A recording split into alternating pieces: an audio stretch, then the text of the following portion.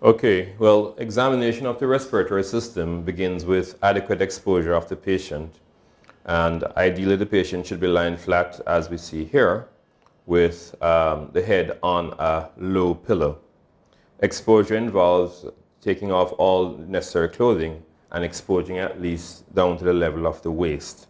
And the feet should also be exposed. We start with inspection of the respiratory system, and we look to see if there are any obvious deformities on the chest wall. And also, we attempt to do an estimation of the respiratory rate without making the person be aware of the examination. As if we make the person aware of the examination, it is likely that the respiratory rate may change. From the foot of the bed, we look tangentially at the chest wall, and we ask the patient to take a deep breath in. Take a deep breath in and let it out. Right. So we can see if there is symmetrical movement of the chest wall. We also can see the breathing pattern, whether it is thoracic, abdominal, or thoraco-abdominal, with the normal being thoraco-abdominal. We then move to the right side of the bed. We then continue the examination by evaluating the peripheral aspects of the examination that are relevant to the respiratory system, and these involve examination of the hands, the palms of the hands, to see if there's any evidence of pallor and to see if there's any evidence of peripheral cyanosis. In addition, we examine for clubbing of the fingers by checking for the angle of the nail bed and also examining the fingers for the presence of sponginess of the nail bed, and this would suggest the presence of clubbing. Clubbing may be seen in certain respiratory conditions, in particular lung cancer, suppurative lung diseases such as lung abscess, empyema, and it may also be seen in fibrosing alveolitis. You may then check the mucous membranes. Let me see your tongue, please. Okay, and look up. And here we're checking for the presence of cyanosis also, and also to see if there's any evidence of pallor or anemia. We will then evaluate the lymph glands in the neck, and from anteriorly we can examine the supraclavicular nodes.